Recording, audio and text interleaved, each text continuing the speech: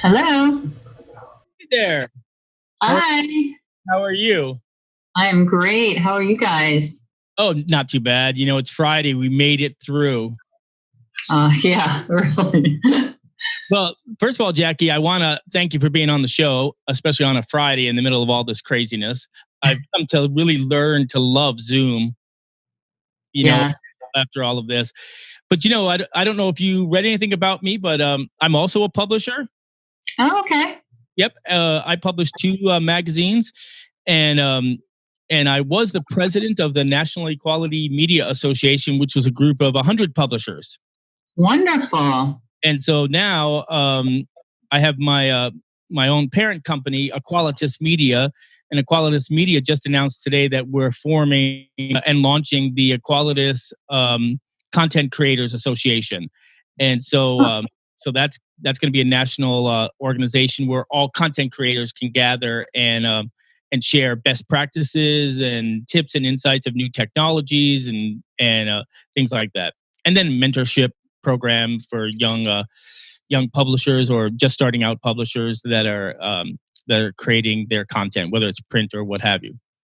Okay, that sounds cool. What's the name of that? It's called the Equalitas Content Creators Association. I'll send you a link and I'll have Nick email you all the particulars about it. It's brand new. It hasn't even gone live yet. It's not going to go live until the middle of September, but the National Equality Media Association has been around for about 6 or 7 years. And but it focused mainly on print publishers, and so we recognized at last year's conference that there are a lot more content creators out there than just print publishers, and so we wanted to expand that. And unfortunately, the organization didn't want to expand, so I resigned, and then I just launched my own. Okay, that's the way to do it. Yeah, I don't. How long have you been in publishing? About 5.5 years. Oh yeah, so it's a tough, rough and tumble business, isn't it? People don't realize that. But if we don't evolve and grow with the industry, regardless of what you publish or print, especially, we're in deep trouble. Yeah, we're in deep absolutely. trouble. I've been in 10 years now in printing and publishing, and I remember when our glossy print publication was the flagship of everything that we were doing, and digital content and social media content was the added value. That's changing. Yes, it's definitely changing.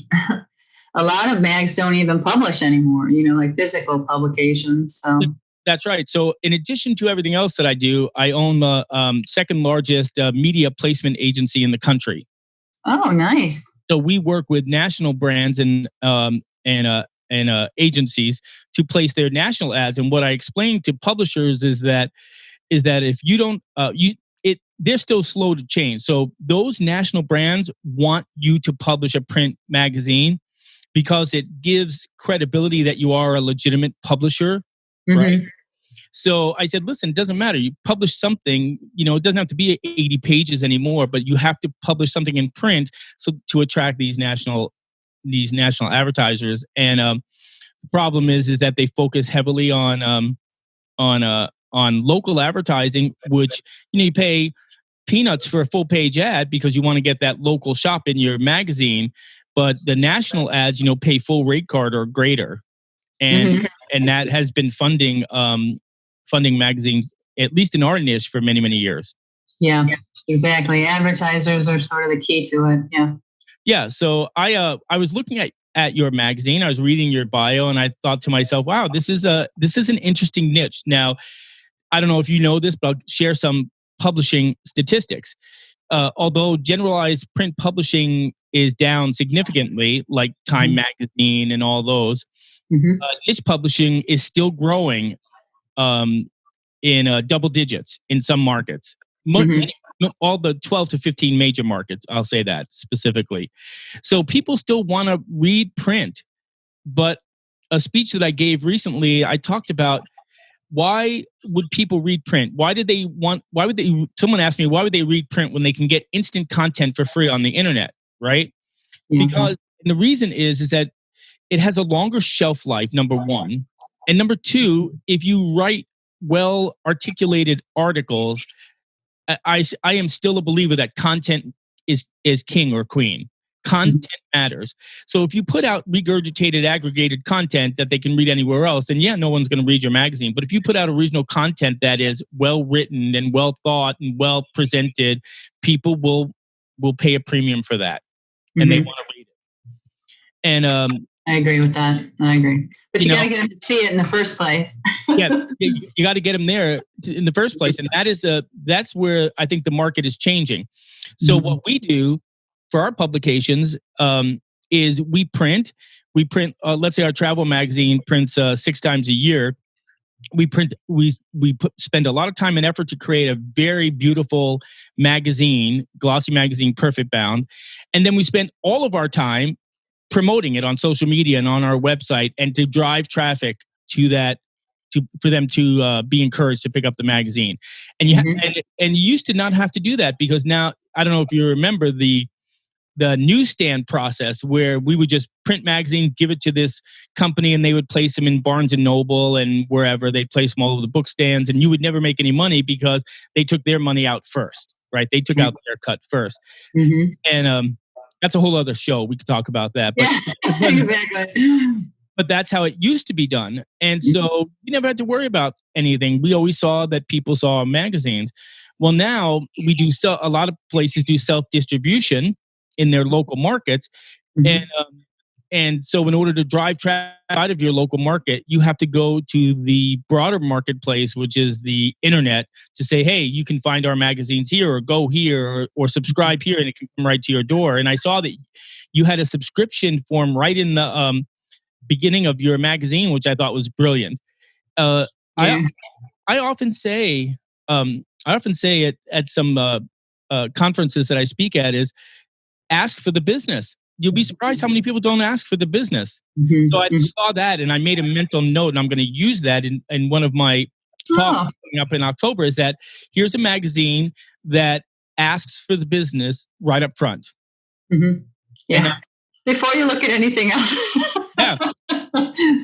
And I think that's important. That is you don't realize how important and how unique that is if you look at a ton of magazines, which I do.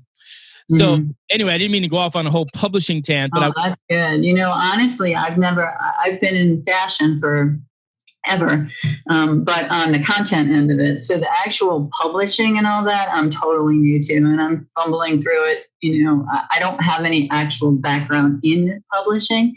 My background is in the content that goes into the publishing. Well, let me just say this. I'm going to offer this right away. You can pick up the phone, or you can email me anytime. And I not only have a tremendous amount of experience in publishing and in the business side of publishing, I have connections to dozens of other publishers that have various levels of experience in content creation and in layout and whatever.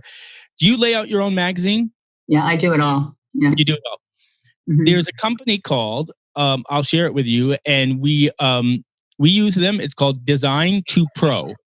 Okay. Right? DESIGN, the number 2 Pro. And they do everything, and they're very cost effective. I don't know how many man hours you put into to put together your magazine, but I'll give you an example. One publisher, I think he penciled it out. He was spending several $1,000s a year to lay out the magazine. These guys charge, I think it was $300 per magazine to do everything. And you can make all sorts of changes. They do all the design work. They create your ads. Everything. They do everything. Wow. And I think it was in Denver, Out Front Denver. The magazine's been there forever. It's the largest LGBT magazine in Colorado. I think they were paying over $20,000, $20,000 plus dollars a year for their design person.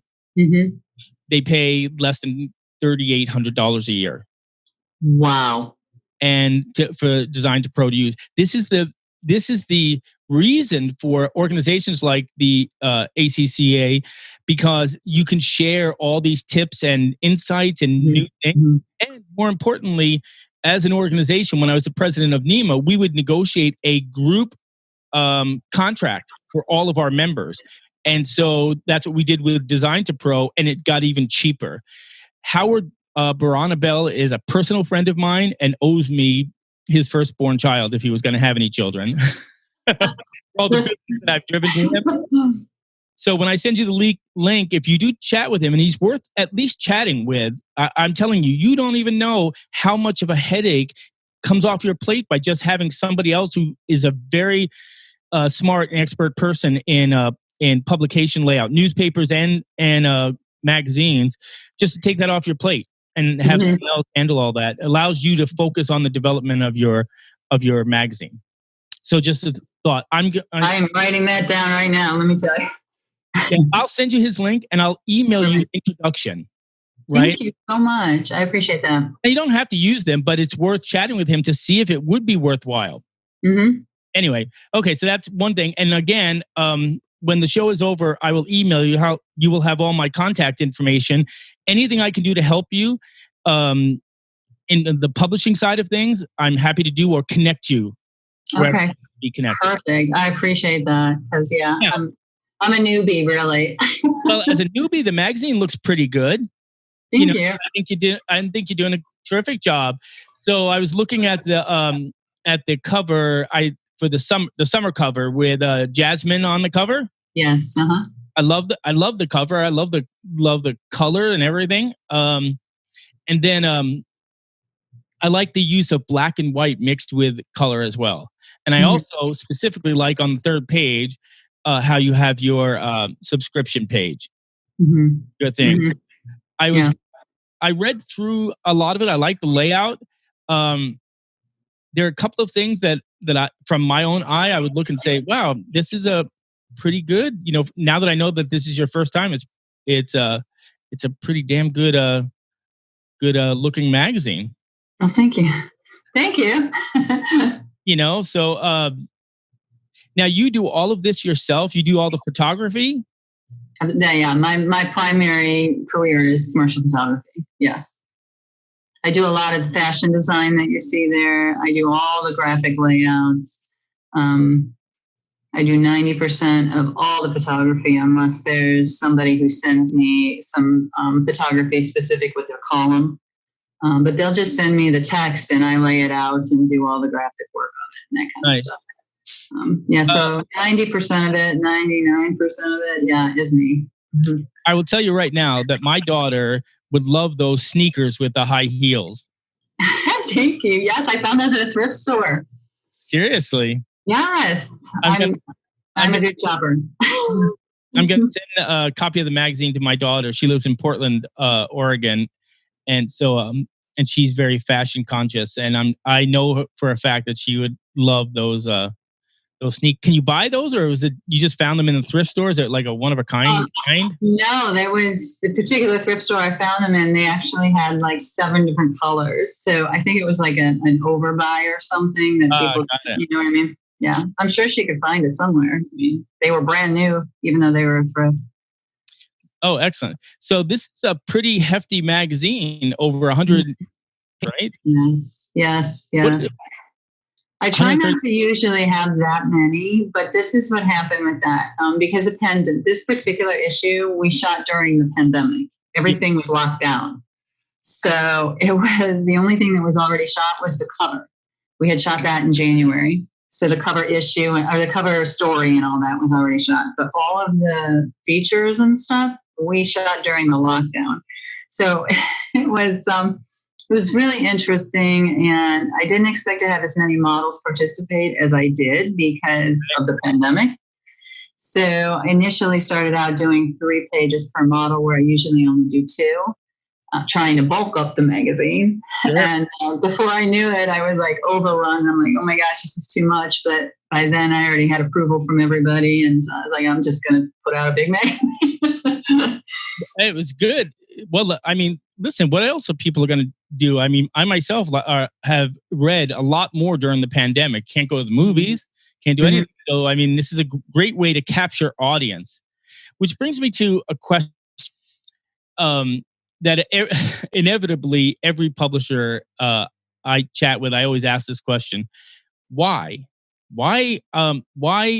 venture into publishing a print publication when everything and everyone says don't? Mm-hmm. You lose your shirt. Mm-hmm. What was your motivation to launch the magazine? Well, my motivation is like, this is so the antithesis of entrepreneurship, but it's not about the revenue and monetary production of the magazine. My motivation is to provide opportunities for fashion professionals that I did not have when I was in my 20s. So I'm blessed that my husband, we're a one-income family and we survive on that. And so I don't need this as revenue. This is purely passion to give other people opportunities. So yeah, if I lose my shirt, it's okay because it's all just coming out of the magazine. You know what I mean? Got it. So if that's the case, tell me what your success rate is in achieving your goal of why you set out to do this, and did you achieve that goal? Mm-hmm. Absolutely. I have people every day who submit to me to be part of the magazine or the Ohio Fashion Week, which is the annual fashion show we do. Yep. I have no problem finding professionals to feature. Like, they come out of the woodwork, which is exactly what my goal was to give a platform to people who would otherwise not have a platform. So I would say my success rate is pretty good because everybody who's in there is an example of my goal. So why Ohio? I mean, Ohio's not exactly because you're there. Yeah. Because this is where I didn't have the opportunity. If I lived in New York, then the opportunity would have been there. Sure. But I live in the Midwest and I didn't have opportunity when I was, fresh out of college, and I wanted to work for a magazine, but I was not. I mean, I was pretty cosmopolitan for my area, but I wasn't ready to live alone in New York City at 20. Yeah. So that's why, because I want to give exactly what I was looking for that wasn't there. So. And tell me about the magazine. I read that it says that your goal was to highlight the beauty of each person, regardless of age, gender, size, ethnicity, ability, challenges, LGBTQ, that you not only accept what the industry considers non-traditional models, but you actually seek them out to show the diversity and bring a light to the beauty in everyone. That's a pretty bold statement, especially now where the world is crazy. Yes. No, that is one of my main focuses, is to show 100% inclusivity and diversity in everything we do, because fashion is historically very limited and very myopic in what they consider to be beautiful. And I believe that beauty is in every single human. So I look for differences to be able to highlight what beauty can come from that. That's awesome. And have you found that you've gotten support from your community in what you're doing? And if so, have you gotten advertising support? I saw some advertising in there. I couldn't determine what your editorial weight was, but on 132 pages, it didn't look like that your advertising weight was very heavy. No, it isn't. I'm basically like a one-person job here. So some things fall through the cracks, and seeking, salesmanship is one of those things. So if the ad doesn't really fall into my lap, then I don't have time to go seek it. Sure. Because I spend most of my time creating content that I am proud to put out there. So it would be nice to have a lot more ads. Yes, absolutely. But, and the other thing that I do is, because I also I've been on all facets of it. I've fashion design, I've owned a boutique. I know all about the cost of advertising. Sure. And I understand the value of advertising, but I think that people charge entirely too much for it. It's ridiculous. And so one of my other things is that I have very affordable ads that even sole proprietors can afford. The single chair hairstylist can afford to advertise in my magazine. So, but again, it comes down to time. I just simply, it's a full plus time job to create the content, assemble the content. Absolutely. So that's one of the things that does fall through, and I wish it didn't, but it does. Something is. Sure. How many copies do you print each print run? I don't print that many. I print about 12, and I keep them in my archives, and I can sell them without any trouble, but it is expensive even for me as the publisher. It's not cheap to have them printed off one at a time. Yeah, I saw in here that you have a print for pay download model. So like, I'm Mhm. assuming it's we use something similar where if somebody just wants to print an issue, they can pay for that one issue, and the company Yes. prints it and sends it to them, and then we get a little cut out of it. Not a lot of money, but it's just a Mhm. convenience thing. Instead of Mhm. printing 10,000 copies and distributing Mhm. them everywhere. Mhm. Um, That would be my goal. I would love to be able to print that, but obviously, if you're printing that many, that's a significant dollar amount that has to be an investment. And without a ton of advertising to back us, I simply cannot print 10,000, so we do, I would like there to be a different model, but right now that's what we can do. do you do and there's nothing wrong with that. Believe me, a lot of publishers are in the same boat. The print cost, to give you an example, a publication that I'm in negotiations to acquire is in Arizona. They print 10,000 copies of their magazine. They spend $116 a year just in their print cost. Hmm. Hmm. 50% of their total revenue is in their print cost. And Hmm. I mean, they can only cut back so much. And I think that's one of the reasons why they're struggling. One of the reasons why we're going to acquire them is because they have an underdeveloped digital footprint and social media presence. Which I think that if you're smart, um, if a publisher, they'll go out there and that's where they'll make the money, because it's the least expensive form of content creation. I am heavy on social media. It is definitely the core of my business. It's where I cultivate the participants that, I mean, I know a lot of them just from 30 years being in the industry, but I cultivate new professionals through social media, and I sell through social media. So, I mean, I do have my website as well, but Sure. social media is a game changer. I mean, you can't do anything without social media, especially in this time, but I mean, even outside of the pandemic.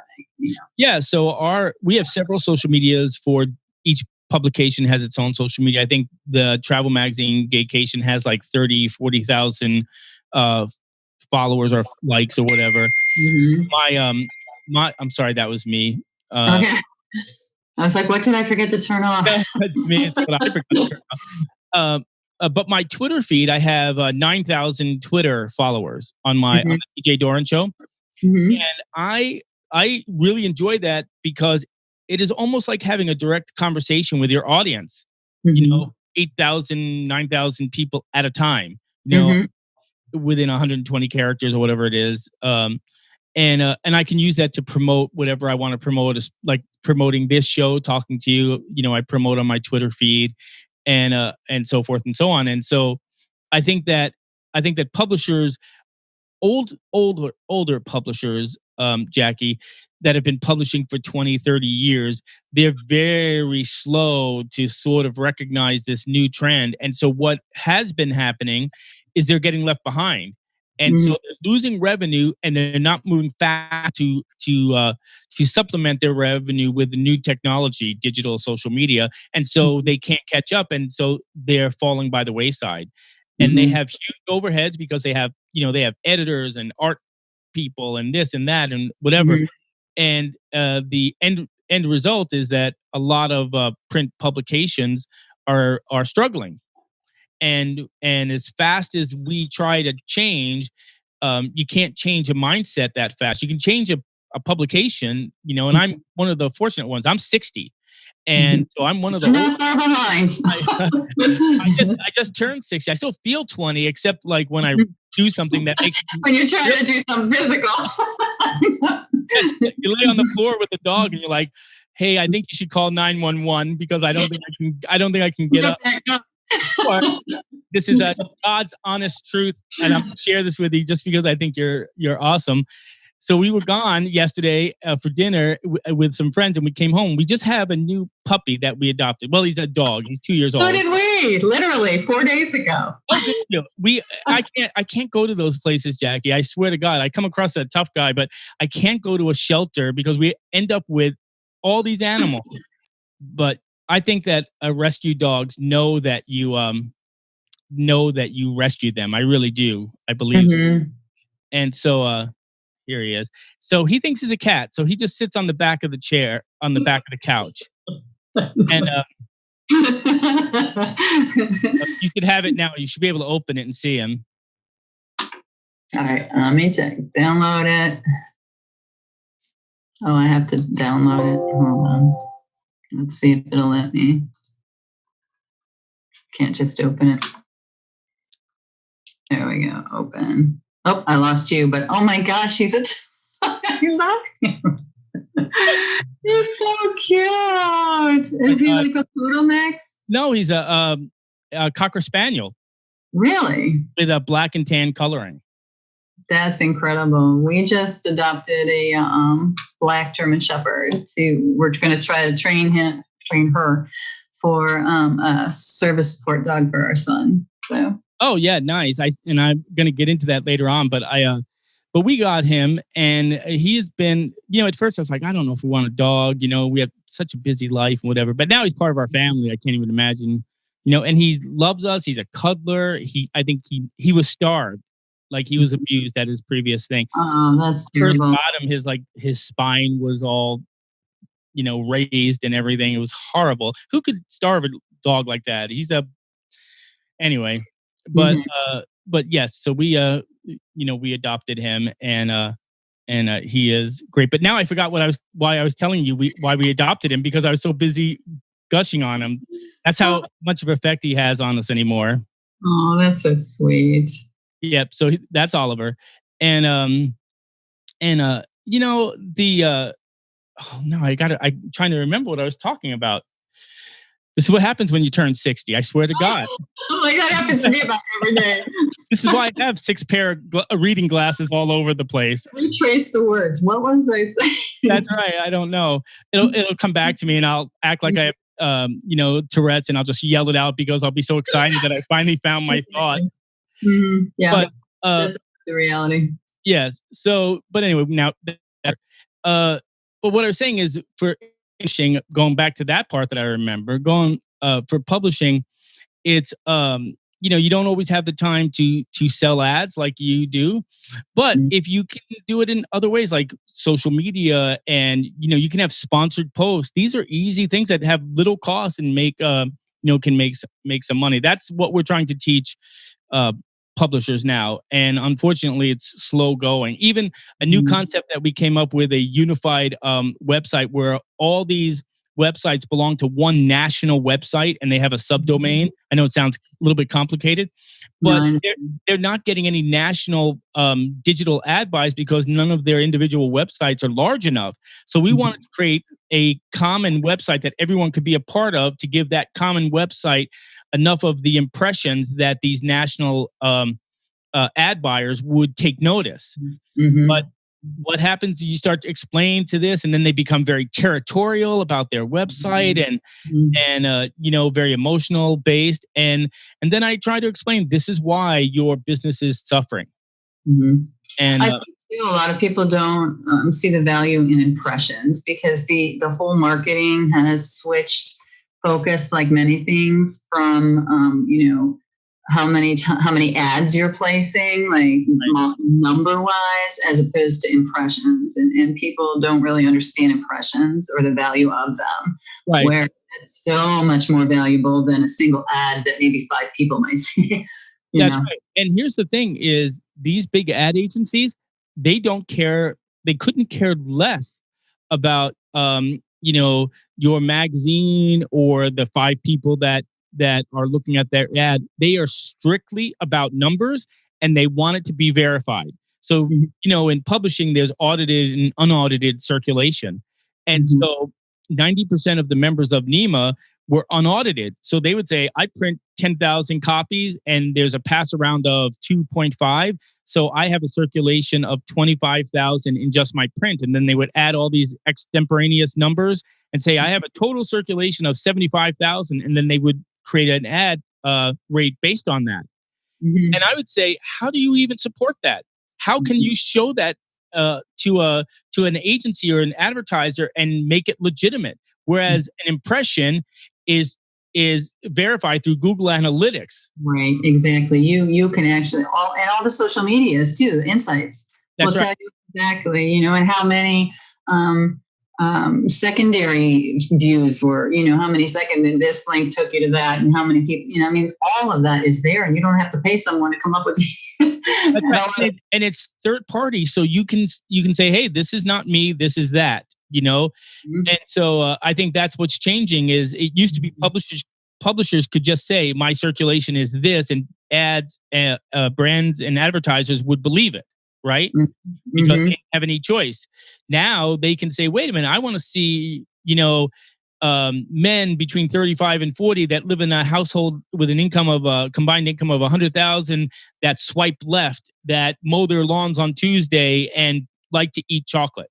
I mean, exactly. Yeah, they get that specific. Absolutely. I went to it takes so long to get advertised. Yes. I don't have time to do all of that. That could be a 3-hour meeting with one person. Well, I'll tell you, Jackie, this is, and I'll give you a little education about this here, is the advertisers look at all of that and they want to see all of those numbers, but that's why individual websites can't get those national, I call them blue chip ads. They can't get those ads. Right. They have to sell locally. They can't get the blue chip ads. There's not enough traffic to justify them saying, hey, I'm going to take my $500,000 budget and give you 5,000. Imagine how much work that would be. Right. So that's what I've been trying to educate publishers about. Is like, let's all come together and have one huge website that can get these national ads. And instead of buying, do you know the difference between programmatic and run of site ads? I do not. So a programmatic ad is the one where it's like you do clicks, right? Like they measure it by CPM, clicks per thousand, right? Mm-hmm. And what happens is they'll take your ad and add it to this big shotgun, and then they'll shoot out the ad to, let's say, 1 million different people, of which only 10,000 are the market for your ad. So your ad gets absolutely lost in that whole buy, and the amount of money that you get is probably 8 cents, right? I understand that, yes. Okay, so a run of site ad, which is what we do through Qualitas, is we look at your inventory, right? The number of ads on your website is your inventory. So if you have, an example, a banner ad, right? Every time that page is refreshed, it refreshes a different banner ad. Let's say the average one is 3 times, right? So you have 3 banner ads on the home page and this page and this, and you have your total inventory. What we do is we buy the inventory. So we'll go to an agency or an advertiser and say, we can buy, if you buy banner ads on our website, which is the main website called Our Voices, then we can place your banner ad on all of the websites within our network. And what we do is we go to all the websites in the network and say, hey, do you have a banner ad available on your homepage? Let's say, Jackie, do you have a banner ad available on your homepage? Say, I have 1 space available. What price can we get that for? And let's say you say $100 a month, right? Then we'll buy your ad, and then we'll buy the ad, and we'll buy the ad, and we'll buy the ad, and we'll buy the ad. And so the advertiser now recognizes that they're getting the best quality lead of who they want to reach, because they're buying banner ads in a very specific way, and it's not getting lost with a huge programmatic blast. Okay. That's what we do. And so it's very effective. It's very effective, and everybody wins. But publishers, I won't say you, but I'll say the ones that I've chatted with, especially in LGBT, become very territorial because that website is an extension of their personality. And so anything that makes them feel like they're giving up that coexistence, they feel threatened. Yeah. And that's a hard thing to overcome. And that's the nature of publishing. And I think that if you understand that early on, that your website is never going to have 3 million impressions a month. Right. And 3 million impressions a month, 2 to 3 million impressions a month is the magic number that national advertisers look at. They won't even bother. Yeah, I mean, of course I have a little bit of mom to everything I do, that's just the pride. But if I felt like it would be better for the magazine then I would do whatever that would be, and if that meant being part of the group website, then that's because my goal is to sell the mags. And so while I still want it to be the way I like it to be, you still have to make it, I wouldn't want to go so commercial that I lose what the essence of the magazine, but at the same time, whatever you have to do my goal is to get them out there. And if a model is only being seen by 3 people, well, then that's not achieving what I'm looking for. That's right. And here's the thing is it's not that you're going commercial or losing any control over your local content. It's all back end stuff like URL stuff. It's called being a subdomain, so that instead of going to 100 different domains, they're going to one domain that has 100 subdomains. And that one domain is able to negotiate on behalf of the collective of the group.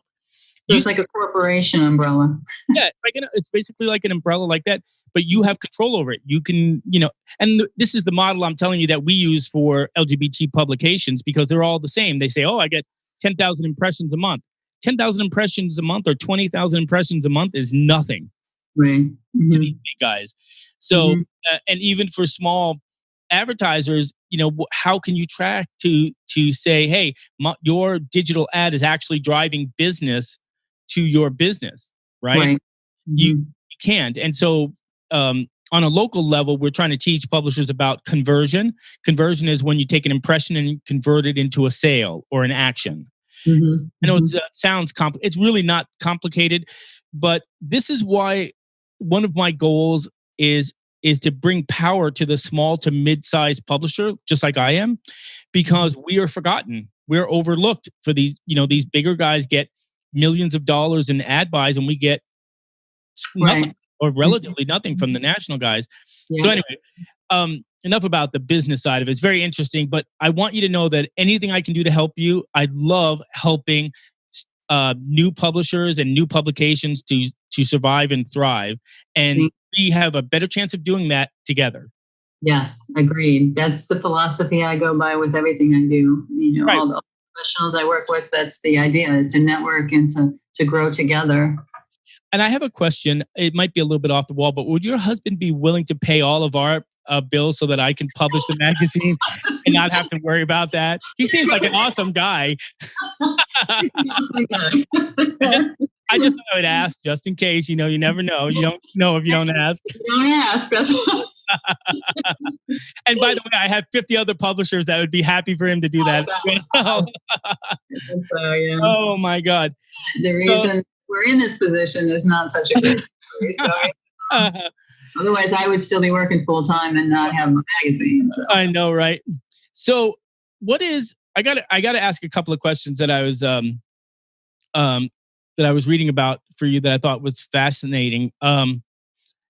What is it like? What's the difference between being a designer and a photographer? Like I read that you make custom clothes. So, what's it like being both? So I do so many things related to fashion, but to me, they're all like one thing. It's all fashion. It's just different facets of fashion. I started sewing my own clothes when I was like 14. My aunt taught me, because I am used to be when I was younger, the quintessential model. I'm 6 foot tall, and I used to be small, but now I'm not so small. But so I started sewing clothes because nothing fit me. And after I got my commercial photography degree, I went into starting to work with rock bands local. There was a huge local scene at the time. And so I would go and photograph them for their PR and their marketing and their album covers or whatever. And the frontmen started to comment on the clothes that I was wearing. Where'd you get that? So all of a sudden I was sewing for other people. So that's how that came about. It was not really a goal or anything. It just kind of happened because of the photography, which was the goal. So how they're different. I mean, obviously one is in front of the camera and one is not. I do the custom clothes basically just for editorial. So most of my clothes have a little bit of a weird edge to them that maybe you wouldn't even wear on the streets, because they're specifically made for editorial in front of the camera. Interesting. And I have a connection for you. Someone here in Chicago. Mhm. She's a non-binary fashionista, and we're actually launching a podcast. We're building a podcast around her. Her name is Winnie Hefner, and the Okay. podcast is going to be called Winnie's World.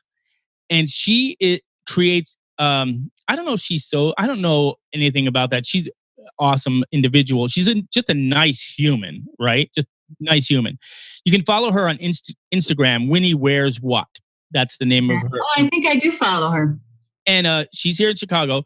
Anyway, I would love to have you on her podcast when she launches, as well, talking about fashion because I'm a guy. I wear polo shirts and what have you, and I'm interested in looking nice on occasion when I go out. But Winnie always looks put together and all interesting. I'll leave it at that. Just interesting minds, and I don't know. Maybe there's something there, but she would definitely be somebody interesting to know and be on her podcast as well to give you some more exposure. So going back from that, I want to also ask, how did you get started in fashion design? I just, I'm, it takes a certain amount of confidence, which is what I love about building in people, and it's hard to get out in front of people and walk a runway. And it's hard to, get in front of a camera and feel like you're beautiful or you're alluring or whatever. And so, that's not something I'm super good at. I'm good at pulling that out of other people, but I'm not necessarily good at, That makes sense. I get that. But I'm just saying you have high cheekbones and you have a nice smile and you're 6 foot. To be everything, anyway. I hit my head on everything. Yes, I do. That's true too. So now, what is couture style? What is the difference between style and couture style? So couture refers specifically to handmade, hand sewn, one of a kind. It's generally made custom to order, not always, but generally one of a kind situation. There are different levels of couture. Obviously, haute couture out of Paris is exquisite couture, but we focus on Midwest couture, which to me is more gritty and it's more urban yet chic. There's a whole different feel to it, and it has more personality. Do you have some examples of Midwest couture? Is that how you say it? Am I saying it right? Couture, not couture. Yes. Am I allowed to say designers? Yeah. That's what I was going to ask you. Who are some designers in that style? There's a woman, incredible talent out of Indianapolis. Her name is Erica, and she runs Gothic Dimensions, which is an absolute incredible, and she knows who she is. We featured her in our initial premiere issue. She's been on our runway a couple of times. She does a very Gothic kind of, it's just really incredible, unique, one of a kind type stuff. There is Javon Terrence out of Cleveland, Ohio. Well, actually Lorraine, but near Cleveland, Ohio. Javon does more of a streetwear kind of thing, but an elegant streetwear. Again, each one is handmade. Let me think. Out of Cincinnati, there is Kimber, and Kimber is Blue Candies. She does all crocheted clothes. So hers are really unique and interesting. I could go on forever. There's right off the top of my head, I can think of like 30, and I'm sure there's more than that. So I just sent you a link to Winnie Wears What, so that you can see the kind of things. I don't know, maybe it's too off the wall for you, but I just thought it was interesting. Do you have I love off the wall. I love pushing the envelope and taking the Midwest into couture, into high fashion. That's what I always ask her. I was like, Winnie, I said, all this stuff that you wear, these big glasses and these all sorts of interesting designs and color combinations. When we walk down the street, people always turn their heads and look at him. Now, some of it could be negative and what have you, but like he said to me, he says, I don't care as long as if they're looking, they're seeing what I'm wearing. To me, that's the same. I don't care what they think about me. They don't know me and I don't know them. I thought that was a kind of a cool way to put it. And let me tell you, when we walk down the street, he's not shy, like about how he presents him. Yeah. So for me, it's I love that in a person. Yeah, it's his clothing and personality. Mm-hmm. We don't agree on anything, like when it comes to politics or things like that, but we love each other to death. And he, like I said, he's a great human being, and we celebrate our differences just as much as our similarities. And by the way, we come over, and my husband is a chef, so we always invite him over at least once a month for a family night, and Joe cooks a nice chefy themed dinner. Because he's single, and so they don't. Between chefy themed and regular. Please. Listen, my thing is meatloaf. I love meatloaf or the traditional stuff, and I'm half Sicilian, and so I love Italian food. We don't even buy pasta anymore because my husband makes it from scratch, everything, and it's like, oh, I'm not buying that. I'm gonna make farfalle or gargamel or whatever the heck pasta he makes. I don't. Oh wait, Gargamel is from the Smurfs, I guess. I don't know. My husband cooks very well too, from scratch. A lot of stuff. I'm definitely not the cook in the house. So, no, but difference is like I serve it. It looks nice and edible. He serves it and it looks artistic. That's I think the biggest difference. And then the different spices and all the different things. I'd be like, I don't know what that is. He goes, just try it, just eat it. I can't even tell you how many times that has happened. I totally get that. Yeah. No, and anyway, so that's what we do for Winnie and a couple of other our friends, is make sure that they have home cooked meals, because here in Chicago everybody uses Grubhub. Mm-hmm.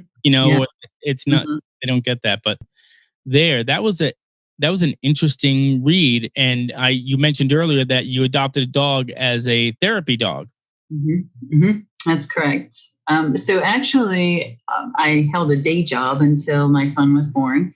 I worked full time, just like my husband. And when he was born, I was on maternity leave, and 10 weeks old, he was diagnosed with a severe brain infection. And so we went in for was his well visit. And the next morning we were in full craniotomy surgery. So, oh my God. Yeah, it was a really tough time in our lives. It was a long road to healing, and he fought like insanity. He's such a strong kid. And he was 3 before he had full clear health from his neurosurgeon. And at that point, we were able to begin giving him his inoculations, so I could begin taking him out of the house. Up until that point, we had not left the home. So it was almost 3 years.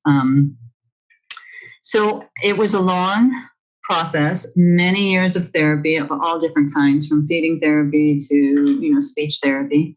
And he has pushed through it, and he has overcome it, and his brain has rewired. And while he still has brain damage, it almost is a non-entity at this point, because he just, he's like, I'm going to do it. And that's what it is. What a kid. How old is he now? He's 12 now. Mm-hmm.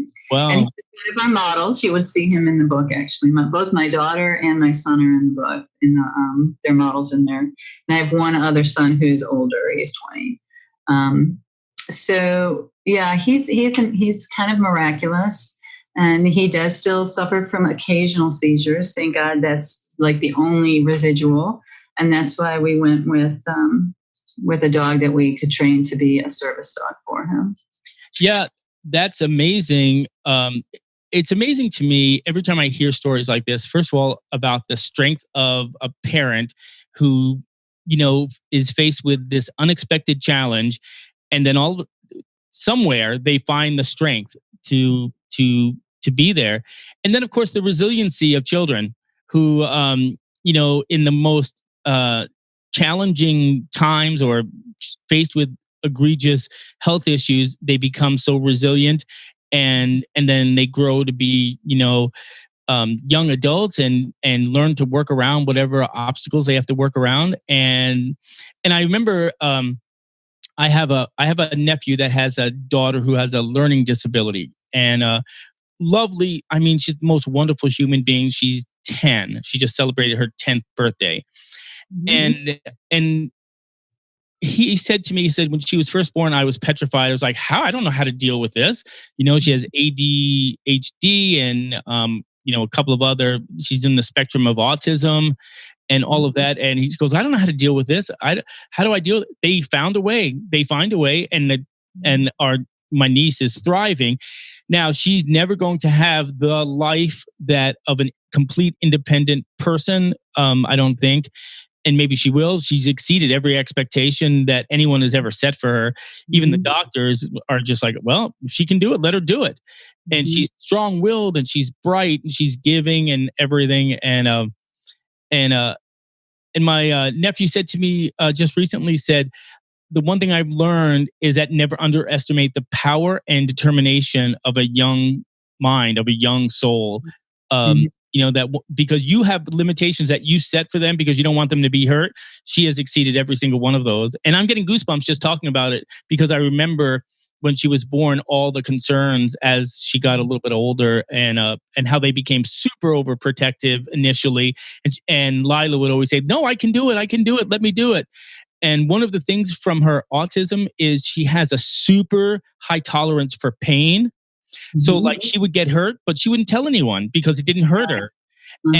And she'd be bleeding and her mom would be like, Lila, you're bleeding. What's going on? I'm fine.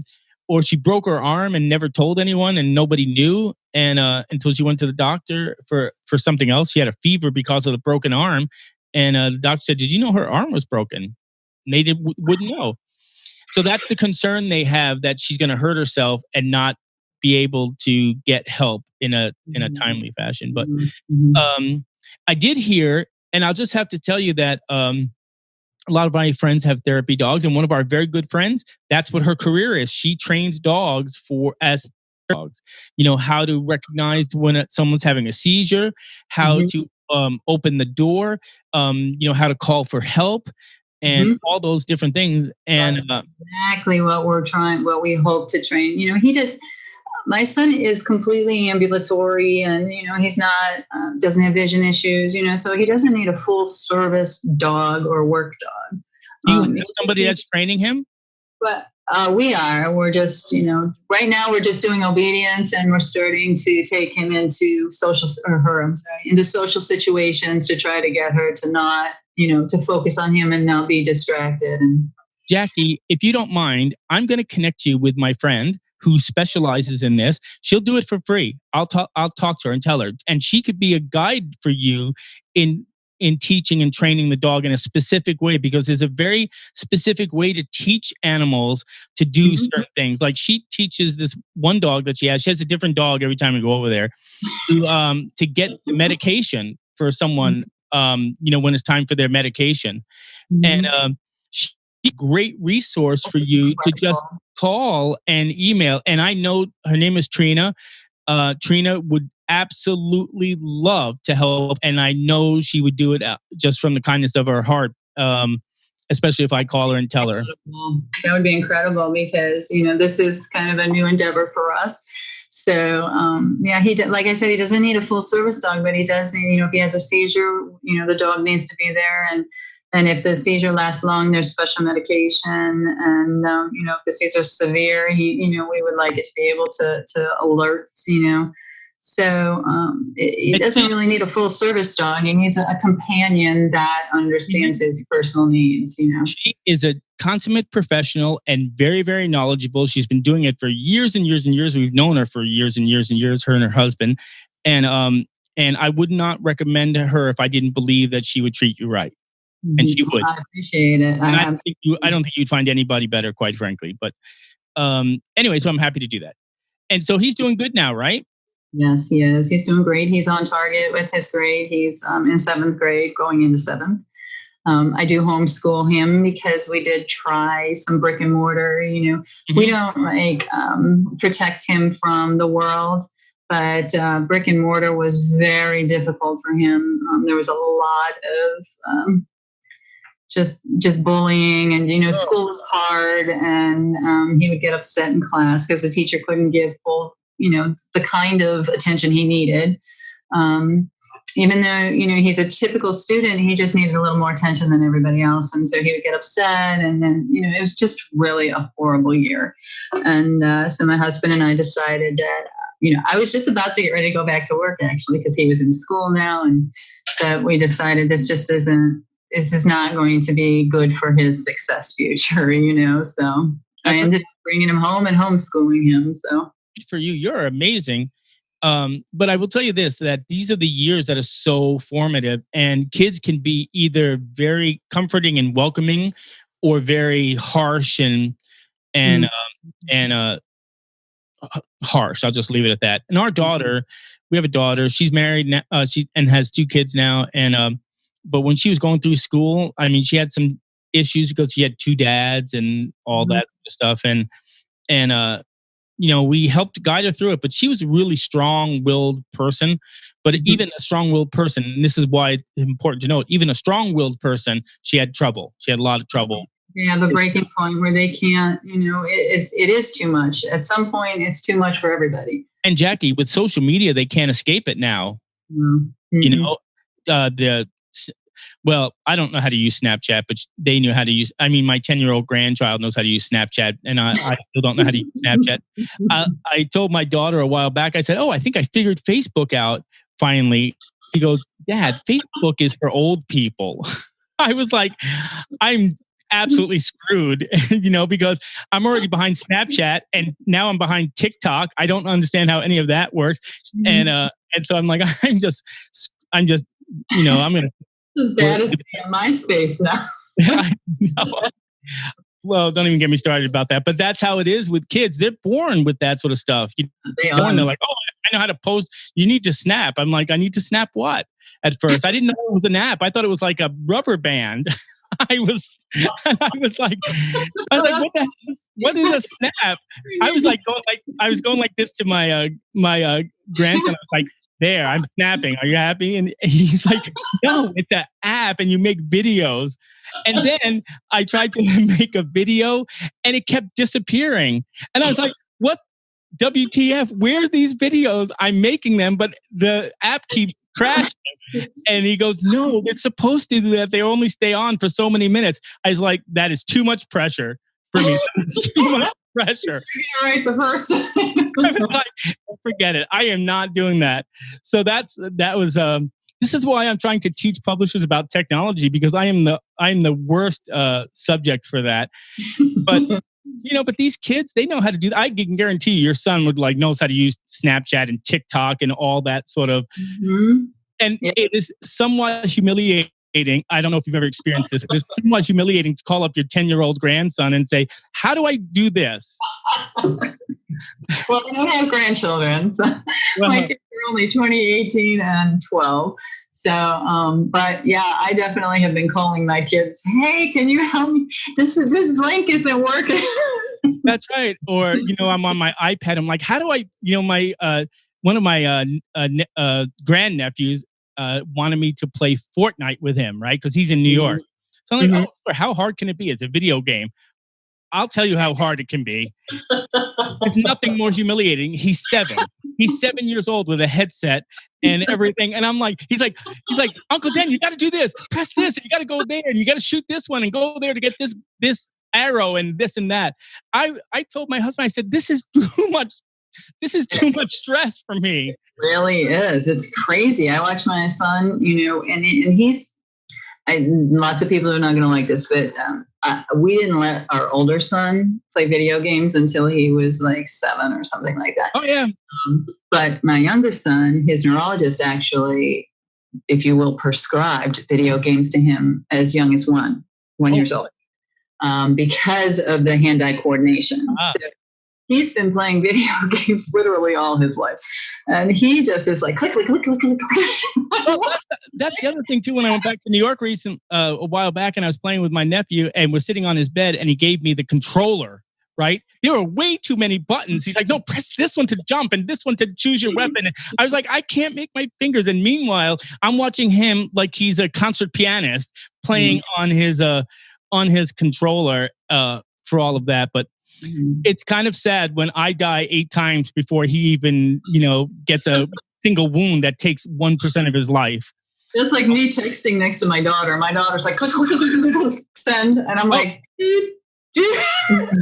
well, yeah. So my daughter, you can text with two hands. I'm like, no, I can't even text with one hand. I'm not going to add another hand to the mix. And then she tried to explain that my husband tried to explain that you can hold I've never done it, but I've seen it done. You put your finger on the keyboard, on the iPhone, and then you keep it there and you just drag it around.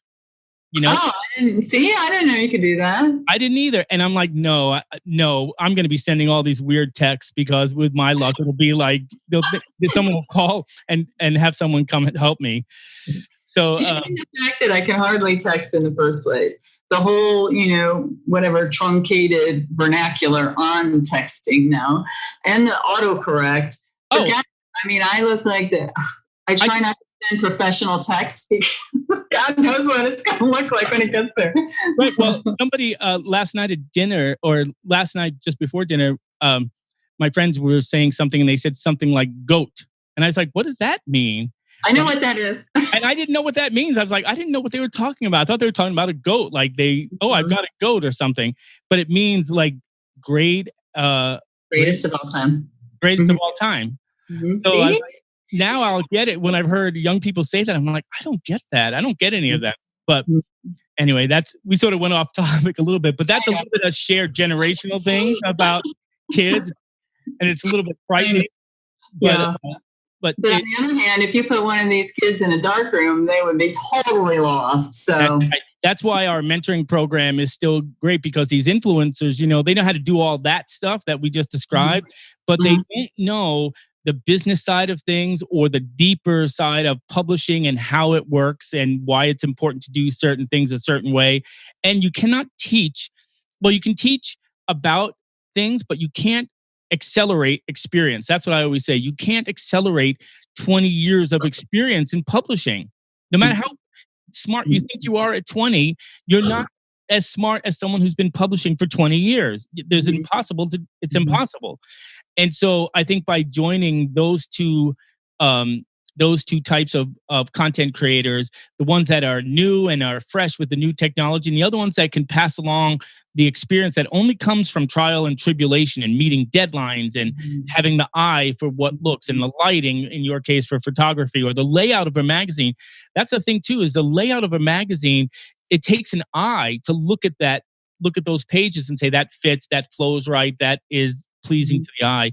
That is not something that you can teach mechanically. That's something that's a creative skill that you hone over years and years of doing it, and the experience that you gain. And that's important not to get lost in the process with these up and coming content creators. And I hope that we're able to do that.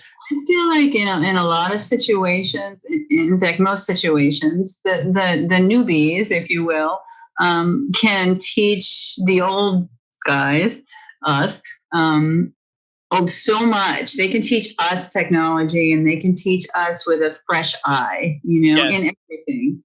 That's why I try to have newbies with experienced and everything, because even the new people can look at it fresh and go, wait, why are you doing that? That's right.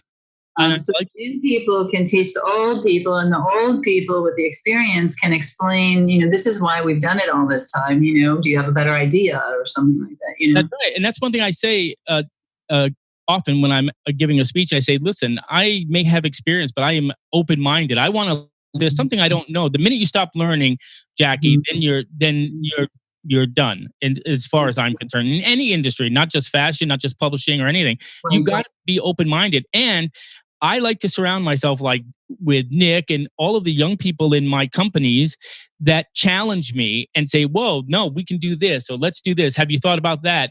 And if I was so rigid to the point where I said, no, it's going to be my way or the highway, you stifle creativity. And I am a big believer in being challenged, because if you cannot defend or articulate why you're doing something the way you're doing it, then it deserves to be challenged. Exactly. Right. And so that's why I surround myself with, I'm not really smart, but I surround myself with a lot of smart people that make me seem smarter. And I like that part. And I try and surround myself with younger people. I wanted to see if it made me seem younger. That didn't quite work out as well. That doesn't play, huh? It doesn't matter. Now, I grow hair out of my ears, places where you never. It's just overexposure. That's all. Put more light on your face and everything will be great. I know it's absolutely. That's why I wear a hat because it's like I don't want anyone to see what's under there. It's scary. So when listen, I don't know where an hour and 10 minutes went because this has been an absolute joy. But one of the things when I saw that you were a fashion publisher, the first thing, of course, that comes to my mind is the Devil Wears Prada. Oh, Devils Wear Prada. Oh, see, and that's Helena Winters. Yeah. Yes, and you're too nice for that. So there are nice people in fashion. And but I love that movie. I just thought I'd throw that in there as a last minute thing. How do you spell that? Do you remember that line? Yeah. Oh my God. She was. How do you spell? Click. That part of the movie, at first I was like, my God, she's a horrible person. But the truth of it is the more I watch the movie, the more you learn that. Think about what she had to do to get to where she is. And I mean, just all of the different crap she had to put up with. And then here you have somebody coming out there and being all idealistic, and I just, and of course, it's Meryl Streep. How can you not enjoy watching anything? Exactly. But I thought she was perfect for that role. That was a really good one. Yeah. That was a good one. So as we close out this episode, why don't you tell everyone that's listening, and we have a good audience now, tell them about your website, your publication, where they can find it, and all of that. So my website is Haute Ohio, and that's HAUTEOHIO.com. You'll be able to find everything about all of my endeavors on there, from Ohio Fashion Week to Fashion Alliance and Discovered Model, which is the management firm for me. Any information, any updates. You also see anything as far as what we would share from other professionals in the area. So everything you would need there. If you're looking to subscribe, or if you're looking to advertise, or even if you're looking to be participants and submit to us. Social media would be Facebook, Haute Ohio Magazine, and Ohio Fashion Week. And then Instagram, YouTube, and Twitter would be OHFW_official. Awesome. I want everyone to know that I have had so much fun talking about a subject that I knew so little about with someone so lovely for the last hour that I didn't even realize an hour went by until I looked at the clock and I was like, holy crap, it's over an hour. I hope that everyone that's listening will go and check out this magazine. Check out Haute I can never say this. Haute Magazine, a fashion magazine done by my now good friend Jackie, and in Ohio. And if you're in the check out what Midwest Haute Couture is. And if you don't know anything, like I didn't know anything, Jackie is the person to reach out to through the magazine. So I hope you'll support her. And as a fellow publisher, any of my fellow publishers that are listening, reach out to Jackie and offer support. Let her know that she's not alone in the publishing world, and offer your insight, experience, or whatever you can do to help make her life easier, because she's an amazing woman doing amazing things in Ohio. Thank you. By the way, Jackie, last question. What's your favorite color?